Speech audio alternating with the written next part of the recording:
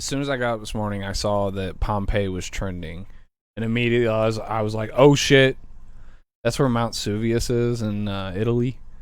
It's a hope to be extinct volcano, but it was responsible for like one of the gnarliest volcanic related human disasters in history. I mean, you've heard of Pompeii. Yeah, the pyroclastic flows and stuff, man, killed a bunch of people.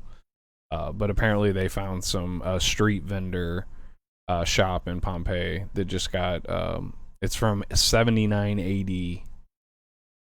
That's a long time ago.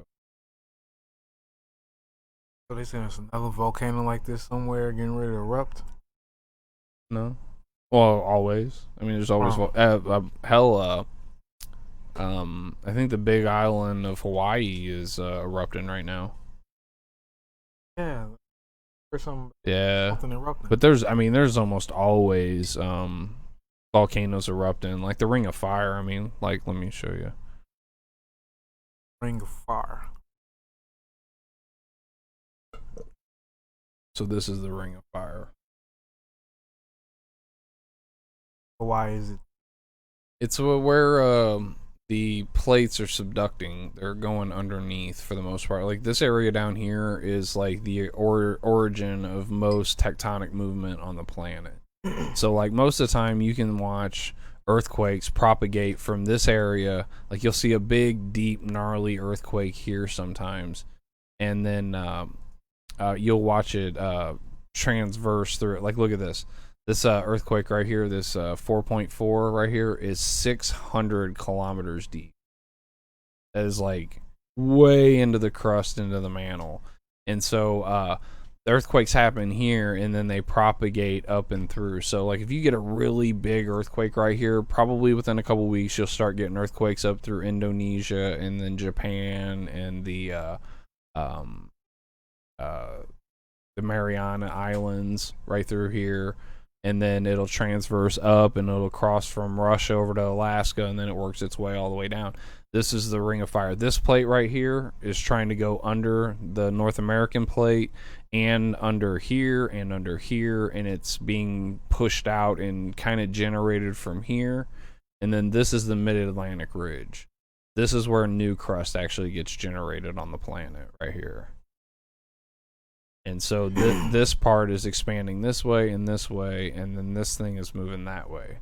And so as the plate goes up underneath this area, see how you can see how the land's been pushed? See how these mountain ranges are through here? That's because all this land's being pushed that way.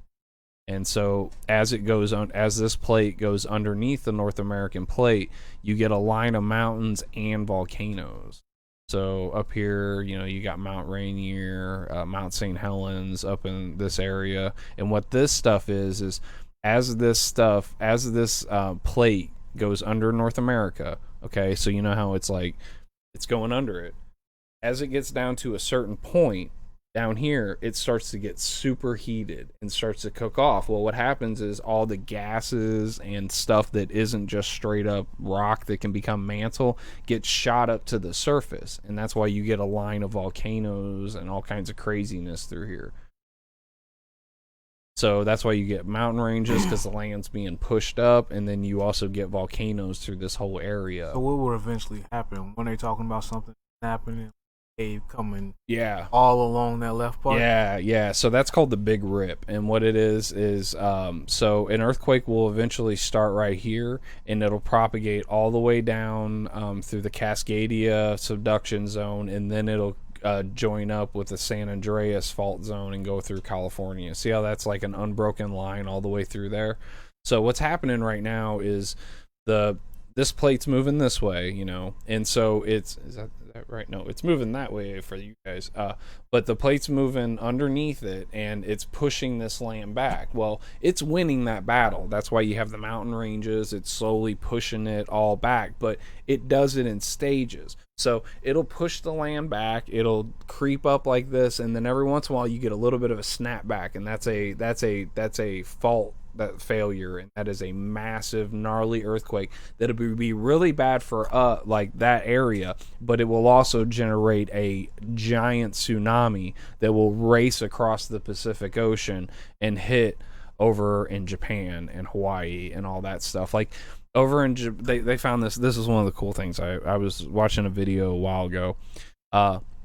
We started to be able to date when these earthquakes happen on the West Coast up there in the Cascadia fault zone. And so we took those timings and we went to Japan because they have written records that go back long times. And we tried to see if at any point they had a correlation of basically a ghost tsunami where there was no earthquake, but they got hit with a huge tsunami. And it turns out, yeah, just about every time Cascadia goes off, Japan has records of a ghost tsunami that came in with no earthquake. And that means that wave propagated all the way across the Pacific Ocean and hit Japan every time the Cascadia fault zone failed. That's crazy. It is a big deal when it happens. So when the next one coming? Hasn't been a big one there in a long time. Yeah. Also hasn't been a big earthquake on the San Andreas earthquake. The last big earthquake on the San Andreas was 1989 in San Francisco, I think. 30 years ago. 31 years ago. So yeah, but check us out. There's some kind of cool stuff. This plate right here, look at all those 90-degree breaks in it. There's only one time that happens in nature, and it's when something's under a tremendous amount of stress and it cracks. And that is exactly what happened. This is called the Juan de Fuca plate. And it is its own plate. And it's huge. You don't understand the scale. This is well into Canada here. So this thing's huge and it runs into all the way to California. It's gonna subdue a little bit quicker than the rest of it. Check it out. What is that? It's just a cracked plate. It's the Pacific plate. It's a plate that did this. It just bent. It was just under so much stress being pressed that it sheared and cracked.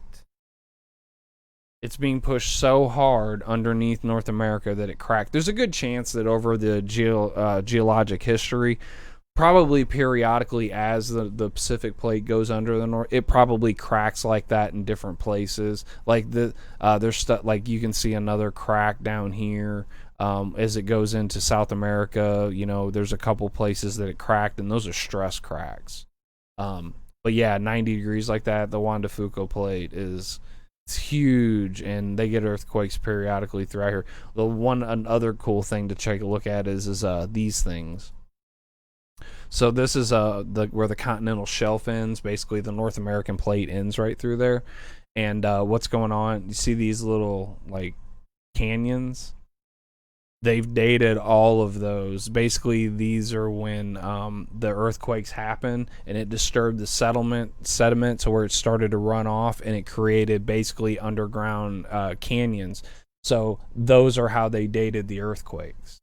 They can go back and see when each one of these canyons was formed, and with that they can date when the big earthquakes have happened there. I don't remember the specific dates about when they hit, but they were able to date them. It's pretty cool. But yeah, like we talk about the San Andreas, but absolutely this thing has way more potential because you can even see it. Like, see how it dips in like the small of a back right there? Mm-hmm. California doesn't do that. So these are going to generate what's called mega thrust earthquakes, where you may end up with a situation where after this earthquake happens, this shoreline could be a mile further into the ocean than it was. Like, this whole area could snap a mile. Where it, like, snaps is... It's like, no, it does this. So this is in North America, and it snaps back. So this is how your mountains get... when it collapses up like that. Yeah. Well, as it's doing that, it occasionally snaps back. And it still progresses in, but it gets a little bit of... even on these scales... on a scale of a tectonic plate, like, it's elastic. there's an elasticity to it. It doesn't just, it's not just like rumbled up rock. It'll actually bounce back, and that's where you get those mega thrust earthquakes from, man. They're massive. We're talking 9 point. What an earthquake like that? What will it do? Well, I can tell you what the USGS says. They say that everything west of, I believe it's this highway that runs right through. No, it can't be that one. No, I guess it could be. They think everything west of this line right here will just be gone. Like, you see how these cities are, like, these are obviously cities and stuff. Like, everything west of this will just be toast. Unsavable.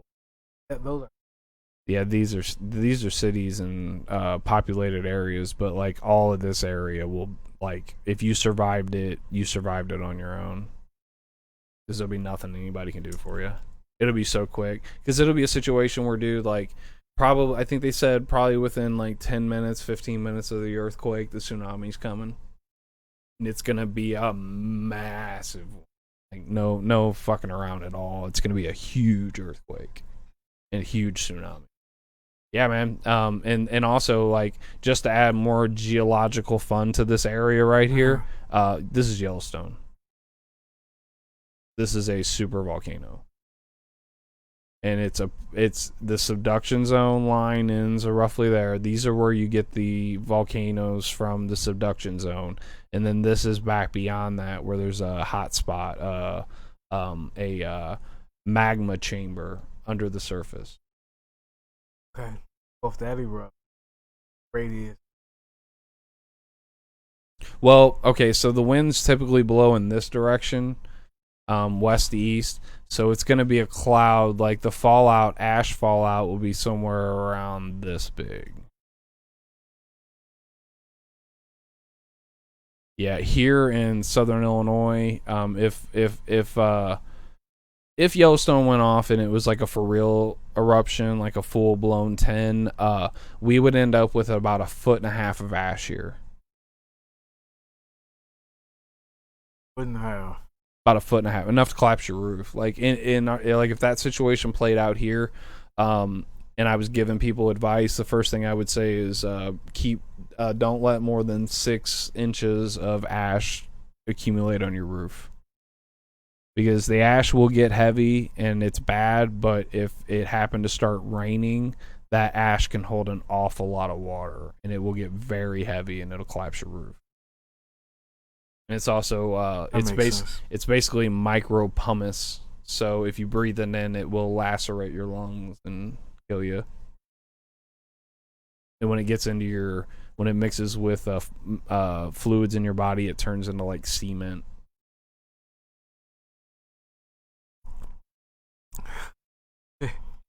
I mean, when you talk about a super volcano going off, dude, it's like borderline extinctional level event. I mean, you're talking about it'll take probably 10 years for the atmosphere to clear.